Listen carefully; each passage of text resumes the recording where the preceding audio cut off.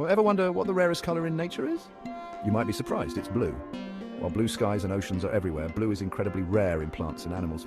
Most creatures and plants have to use pigments to show color, but blue doesn't occur naturally like other colors.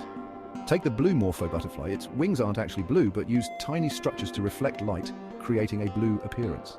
This light trick, called structural coloration, is one of the few ways blue appears in nature. In plants, blue is also scarce.